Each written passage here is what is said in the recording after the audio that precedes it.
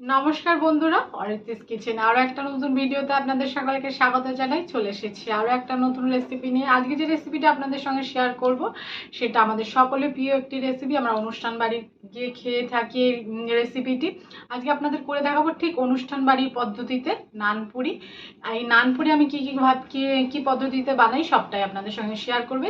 তাহলে ভিডিওটা স্কিপ করবেন না, পুরোটা দেখবেন। ভিডিও যদি ভালো লাগে অবশ্যই লাইক, কমেন্ট এবং প্রচুর শেয়ার করে দেবেন।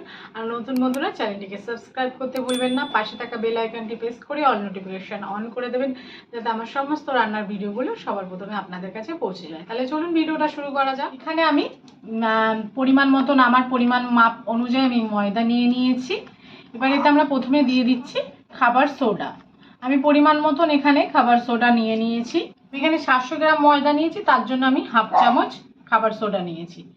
দিয়ে দিচ্ছি 1 চামচ মতন চিনি।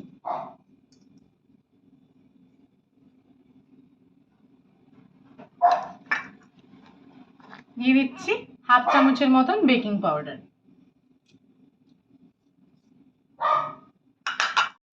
আমি এখানে 100 গ্রাম টক দই নিয়ে নিয়েছি।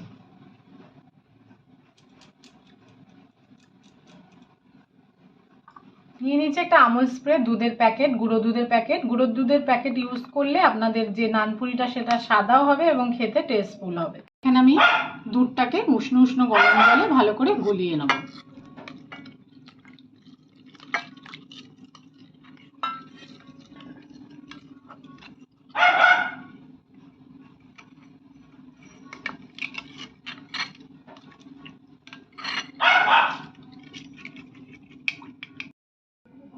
আর অনুষ্ঠান বাড়ির মতন পারফেক্ট নানপুরি করতে আপনাদের নিয়ে নিতে হবে ইস্ট। এটা মুদিখানা দোকানে পাওয়া যায়। আমরা এটার 1 চামচ মতন ইস্ট দুধের মধ্যে ভিজিয়ে রাখবো 5 মিনিটের জন্য।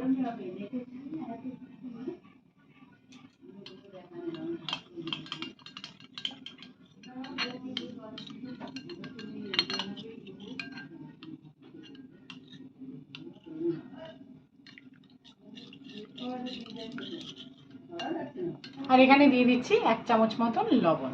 যতক্ষণ আমাদের ইস্টটা দুধের মধ্যে ভিজছে ততক্ষণ আমরা ময়দাটাকে একটু ভালো করে প্রথমে মেখে নিচ্ছি।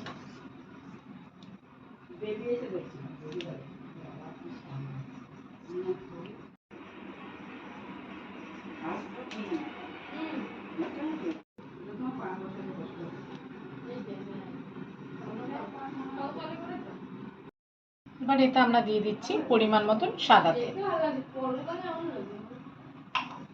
দিয়ে ভালো করে মেখে নিতে হবে। আমরা ভালো করে ময়দাটাকে দই সবকিছু দিয়ে ভালো করে মেখে নিয়েছি 5 মিনিট ধরে। আর এই যে দুধে ভেজানো যে ইস্টটা, এটা এবার আমরা অল্প অল্প করে মেশাবো আর ময়দাটাকে মাখতে থাকবো।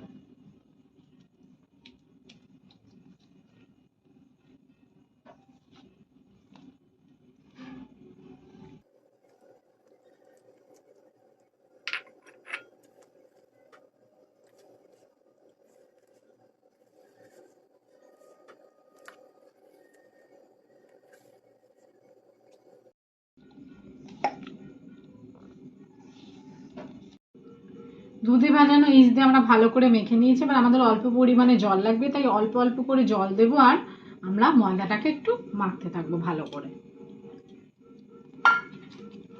আগের দিয়ে এক গাদা জল ঢেলে দেবেন না, তাহলে বেশি পাতলা হয়ে যাবে।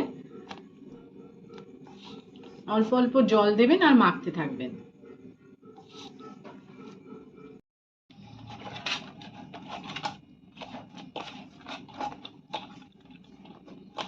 আমরা ভালো করে মেখে নিয়েছি ডোটাকে। এবার ডোয়ের উপরে আমরা একটু সাদা তেল লাগিয়ে নেব।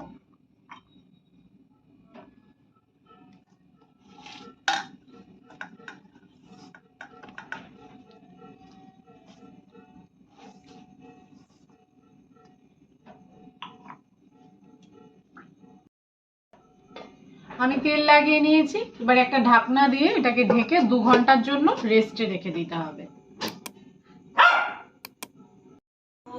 আমাদের 2 ঘন্টা হয়ে গেছে। এবার আমরা ঢাকনাটা খুলে ফেলছি। দেখুন কি সুন্দর নরম হয়ে গেছে জিনিসটা। এবার এটা থেকে আমরা লেচি কেটে নেব।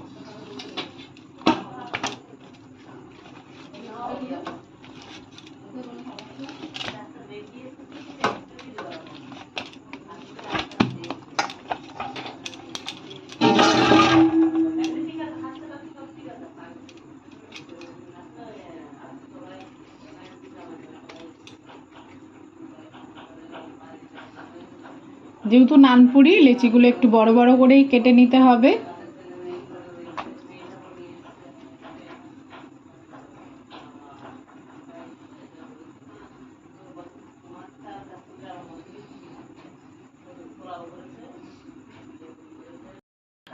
আমরা এখানে 6টা লেচি কেটে নিয়েছি, এদিকে কড়াই বসিয়ে দিয়েছি। কড়াইটা এবার আমাদের ভালোভাবে গরম করে নিয়েছি। এবার এতে আমরা দিয়ে দেবো সাদা তেল। এবার এতে দিয়ে দিচ্ছি আমরা সাদা তেল। বেলনিতে আমরা ভালো করে ময়দা লাগিয়ে নিয়েছি। এবার আমরা ভালো করে এটাকে বেলে নেব। আমরা যেহেতু নানপুরি করছি একটু বড় করেই বেলবো আর একটু মোটা রাখবো।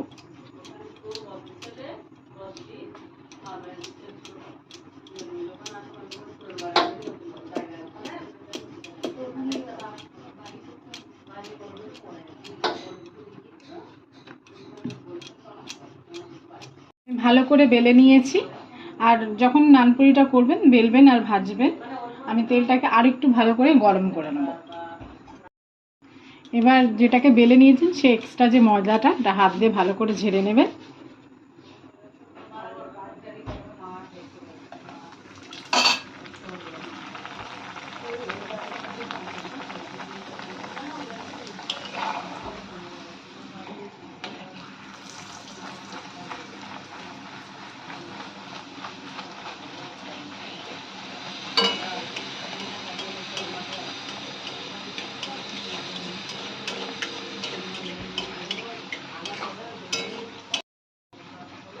দেখুন কি সুন্দর ফুলছে নানপুরিটা।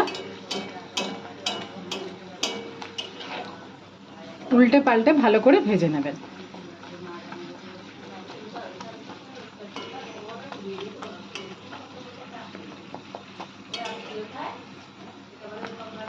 আমাদের প্রথম নানপুরিটা ভাজা হয়ে গেল। এইভাবে একইভাবে আমরা বাকি নানপুরিগুলো ভেজে নিচ্ছি।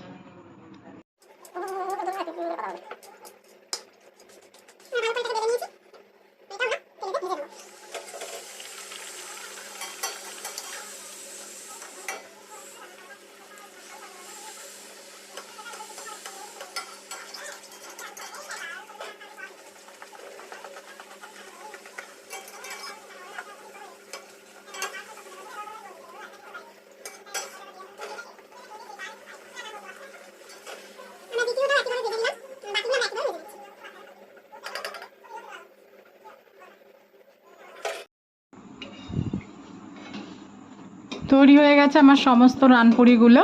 এবার আমি তুলে ফেলছি। সম্পূর্ণ ভিডিওটা দেখার জন্য সকলকে জানাই ধন্যবাদ। সবাই ভালো থাকবেন, সুস্থ থাকবেন। দেখা হবে নেক্সট ভিডিওতে।